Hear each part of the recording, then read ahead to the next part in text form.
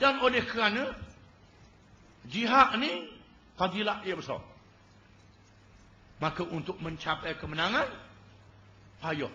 Memerlukan kita menghadapi ujian. Ujian adalah untuk menambahkan akidah perjuangan. Firman Allah Ta'ala, ahasiban nasu an yutraku an yaqulu amanna wa hum la yuftanun. Walaqad fatanna alladhina min qablihim. Fala ya'lamanna Allahu alladhina sadaqu wa la ya'lamanna al-kadhibin. Adakah manusia mengira sudah cukup bila mereka bercakap kami sudah beriman, kami sudah Islam, padahal mereka belum diuji dan dicoba. Sesungguhnya Allah telah menguji umat-umat zaman dulu. Bila diuji, maka ternyata orang yang benar beriman dan orang yang bohong pelawak beriman. Jihad ni diuji oleh Allah Ta'ala. Kerana Allah Ta'ala nak beri menang. Bila menang, kita tak leka dengan menang. Memerlukan orang yang ikhlas. Kalau orang tu berjuang tak ikhlas, kalau menang jadi punah gana. Di sinilah perjuangan memerlukan ujian. Nabi Musa alaihi salam menghadapi Firaun. Diuji dengan kezaliman Firaun. Mereka disuruh bersabar menghadapi kezaliman Firaun. Firaun, Haman, Qarun. Firaun raja, Haman Perdana Menteri dia yang mengendalikan pentadbiran. Qarun tukang beri pitih. Qarun ni pula Bani Israel, sebahasa dengan Nabi Musa. Kalau ada orang Melayu lawan Islam, orang Bani Israel, orang Nabi Musa lawan Islam. Abu Jahal tu bukan Melayu, Arab. Arab Mekah, beranak di Mekah. Abu Jahal ni dilahirkan di Mekah. Kena pak berbubu dengan Nabi, bukan orang lain. Bangsa Arab. Ini kena faham. Ini ujian. Nabi Musa alaihi salam, Tuhan sebut dalam Quran. Diuji oleh Allah Ta'ala. Wa qala Musa Rabbana innaka ataita fir'aun wa mala'ahu zinatan wa amwalan fil hayatid dunya. Rabbana liyudillu an sabilik. Rabbana tmis ala amwalihim washdud ala qulubihim fala yu'minu hatta yarawul adhab al-alim. Qala qad ujibat da'watukuma fastaqima wa la tattabi'an sabila alladhina la ya'lamun. Dan berkatalah Nabi Musa, ayat ini dalam surah Yunus, dalam Quran surah Yunus. Dan berkatalah Nabi Musa, Rabbana, wahai Tuhan kami. Ulama tafsir mengatakan Nabi Musa tukang berdoa, Nabi Harun duduk belakang, Nabi Harun kata amin. Rabbana, wahai Tuhan kami, innaka ataita fir'aun wa mala'ahu zinatan wa amwalan fil hayatid dunya. Wahai Tuhan, engkau beri pada Fir'aun dan petugas-petugas dia, pembesar-pembesar dia, puak-puak dia, ketua-ketua yang duduk di seluruh kampung, zinatan wa amwalan, perhiasan dunia dan harta yang banyak, wahai Tuhan. Liyudillu an sabilik. Mereka menyesatkan manusia daripada jalanmu dengan harta yang banyak ini. Rupanya bagi pitih ada dah zaman Fir'aun. Nabi Musa mengadu pada Allah, wahai Tuhanku, mengapalah engkau beri pada Fir'aun pitih banyak sangat, duit banyak sangat. Dengan kekayaan ini, mereka sesatkan manusia dari jalanmu, wahai Tuhan. Kita hari ini, wahai Tuhan, apalah beri pitih banyak sangat ke UMNO. Tokeh banyak, Qarun banyak beri pitih ke dia, wahai Tuhan. Quran adalah mukjizat. Bukan buku cerita. Cerita dalam Quran, cerita yang hidup. Cerita yang berlaku. Ini Quran, kita kena faham. Banyak orang dia baca Quran, ini zaman Nabi Musa, tak ada kena-mengena dengan zaman kita. Inilah yang kata Quran adalah mukjizat sehingga hari kiamat. Yang kita kena faham. Wahai Tuhan, engkau beri pada Fir'aun dan pemuka-pemukanya, pembesarnya, perhiasan dunia dan harta yang banyak, supaya mereka menyesatkan manusia dari jalanmu. Rabbana tumis ala amwalihim. Wahai Tuhan, binasakanlah harta benda mereka.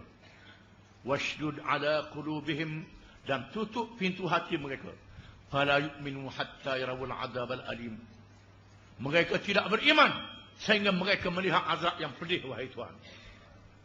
Wahai Tuhan, Fir'aun dan puak-puak dia ni tak akan beriman kecuali engkau ajar mereka dengan azab yang pedih.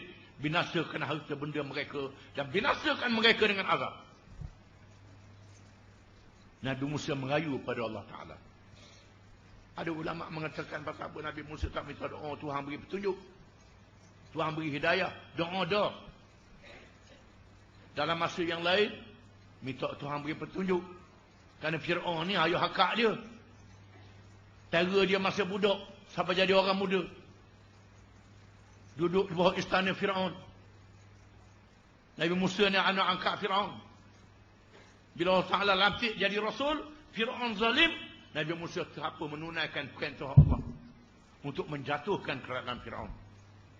Ajak Fir'aun beriman kepada Allah. Pujuk, Fir'aun tak mahu juga. Ditangkapnya Bani Israel, dibunuhnya lelaki, dibenar perempuan. Digunakan harta benda untuk menggoda manusia. Wahai Tuhan, binasakan harta benda mereka dan tutup pintu hati mereka. Ada ulama mengatakan Nabi Musa berdoa begini. Setelah Nabi Musa mendapat pengetahuan, Fir'aun tidak akan beriman sehingga mati. Kalau dia tak ada beriman dah, biar habislah, wahai Tuhan. Macam Nabi Nuh doa untuk kaum dia. Bertuhan kata, yang ada ni tak beriman. Yang ada beriman sekadar ni saja. Maka Nabi Nuh doa, minta dibinasakan. Ada ulama mengatakan begitu. Tapi doanya umum. Tuhan jawab, qala qad ujibat da'watukum. Tuhan kata, ujibat da'watukum.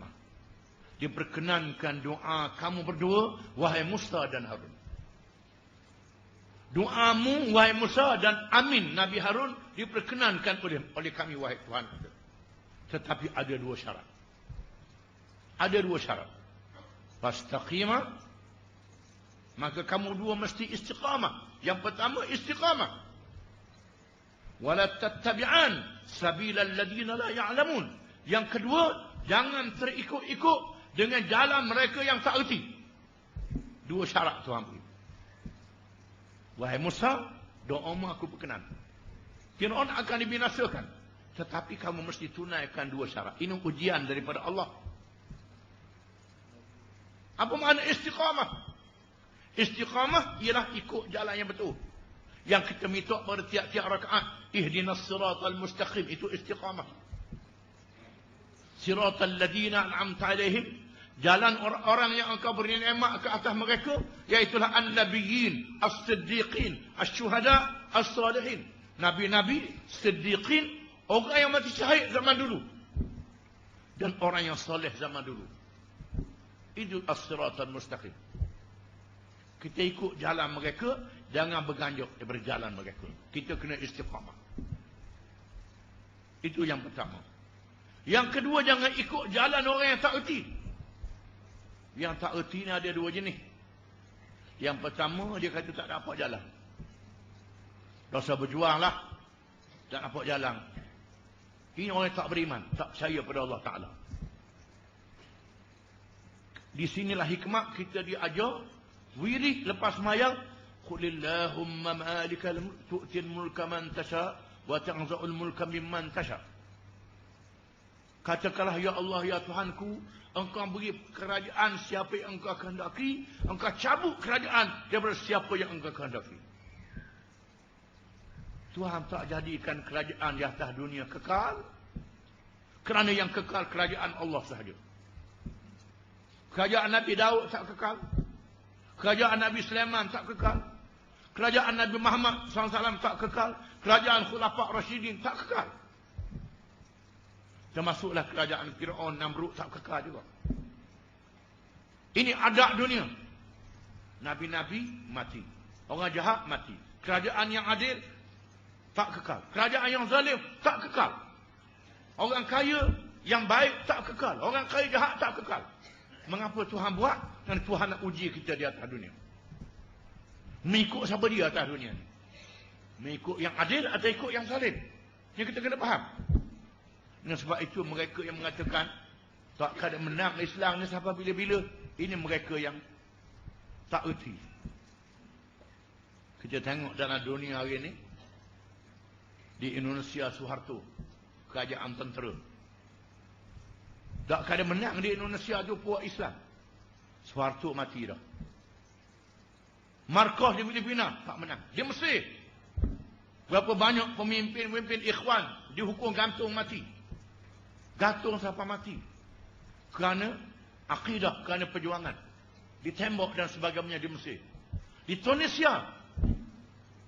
Tunisia ni dia punya presiden dulu Habib Bourguiba. Habib Bourguiba ni orang Arab bukan orang Melayu. Dia sanggup buat kenyataan Quran ni Nabi Muhammad reka. Kita orang UMNO sini tak sanggup kata gitu. Ini Arab ni, Arab. UMNO Arab ni teruk pada UMNO Melayu lagi. Dia sanggup kata Habib Bourguiba ni Quran Nabi Muhammad reka. Matilah dia. Naik Zainal Abidin bin Ali pengganti dia. Cuba dia juga. Budak-budak muda-muda yang pergi ke masjid ditangkap. Supaya perjuangan Islam tak hidup. Tangkap budak muda-muda. Orang tua je boleh pergi ke masjid. Pilihan raya dibatalkan. Menang kursi Islam dibatalkan. Pemimpin parti Islam masuk penjara. Yang selamat duduk luar negeri. Duduk dalam negeri sembunyi, nusuk. Tiba-tiba meletup, jatuh. Tunisia jatuh. Mesir jatuh. Libya jatuh. Kebangkitan Arab yang berlaku hari ini. Tekanan lebih teruk pada kita lagi. Tuhan boleh ubah. Itu kerja Tuhan. Yang mengubah. Kerja kita beramal. Kita beramal. Bila sampai masa Tuhan bagi menang. Jangan tanya bila itu kerja Tuhan. Kerja kita beramal. Orang yang tak tahu ni, dia kata tak menang sahabat bila-bila. Yang keduanya, dia nak menang cepat. Ini tak erti dia kok. Kalau boleh berjuang hari ni, esok menang lalu. Dia tengok Syiah di era menang, nak jadi Syiah lagi. Bunuh Rano Habib. Dia tengok Qazafi menang, nak ikut macam Qazafi. Pakai Quran saja, tolak adik. Bunuh Rano. Ini kena faham. Kena istiqamah. Ada perkara yang Tuhan jadikan matang, memerlukan masa. Buah kayu, ada buah yang kita kena kait. Kena ambil, ada buah yang kena tunggu luruh. Letak baja. Dia ada subuh, dia buah, jangan lagi kait, buah deriang. Kalau kait nak luruh derah, jawab dia tak ada makan deriang. Kena lok biar dia luruh. Macam kita rang itik, telur. Kita rang, dia menetah sendiri. Supaya anak dalam telur tu dia kuat. Sayap dia kuat. Paruh dia kuat. Kaki dia kuat. Dia sepak, dia terajang kulit telur. Bila dia kuat, pecah dengan sendiri. Maka dia tubik dengan gagak. Kalau nak tetah derah, rang 2-3 hari, pecah nak suruh tetah derah. Tak menetah jawab dia. Kena ada kematangan. Para ulama mengatakan, jarak masa dia antara Nabi Musa berdoa, Tuhan kata aku berkenan doamu. Firaun dia tenggelamkan oleh Allah dengan bala tenteranya, memakan masa 40 tahun. 40 tahun. Bukan maknanya Tuhan kata, wahai Musa, doamu aku terima, esok Firaun mati lalu. Habis askar dia. Tenggelam. Tidak. 40 tahun. Ini dia perjuangan. Pasal apa Tuhan buat begitu? Kerana Tuhan nak beri pahala besar untuk hari akhirat. Tuhan nak pilih mereka yang sabar saja dengan perjuangan. Nabi Daud dengan Talut, Tuhan sebut dalam Quran, falamma fasala Talut biljanud qala inna Allaha mubtaliikum binahar faman shariba minhu falaysa minni waman lam yat'am fa innahu minni illa man fatam biyadihi fasharibu minhu illa qalilan minhum. Manakala Talut yang dipilih oleh Nabi mereka memimpin Bani Israel untuk berjihad, mengembalikan negara yang menegakkan kitab Taurah di Palestin. Talut buat kerahan tenaga, maka sanggup daftar 80,000. Sanggup daftar nak berjuang dengan Talut. Kemudian Talut perintah supaya bergerak untuk menghadapi Jalut yang kafir. Dalam tu ada Nabi Daud dengan Talut. Lalu Allah Ta'ala kata, kami akan uji kamu dengan sebatang sungai. Mereka berpusing di padang pasir.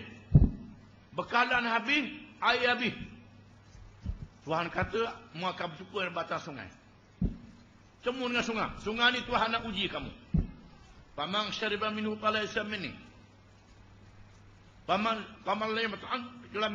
lam yat'am fa innahu minni. Barang siapa yang minum air sungai dengan banyak, tak boleh ikut aku. Kata Talut. Barang siapa yang minum secebok saja, ini boleh ikut aku. Ini arahan daripada Allah Ta'ala. Mereka sapa di sungai itu, iaitu sungai Jordan yang masih hadir pada hari ini. Daripada 80,000, para ulama mengatakan yang minum sebanyak 74,000. Kenyangan dengan 6,000 saja yang tak minum daripada 80,000. Kemudian mereka diarah bergerak. Yang 74,000 tak bersedia. Yang 6,000 saja bersedia. Akhirnya Allah Ta'ala memberi kemenangan dengan 6,000 yang sedikit. Boleh mengalahkan yang lebih besar daripadanya. Ini ujian. Itu sebab Nabi kita Muhammad sallallahu alaihi wasallam diuji di Mekah selama 13 tahun. Setelah pergi ke Madinah menegakkan negara, diuji dengan perang Badar, perang Uhud, perang Hunain, perang Ahzab. Sehingga orang Islam matang. Allah Ta'ala matikan Nabi Muhammad SAW untuk melayakkan sahabat-sahabat dia berjuang sehingga menjatuhkan kuasa besar Parsi dunia dan Parsi dan Rom jatuh.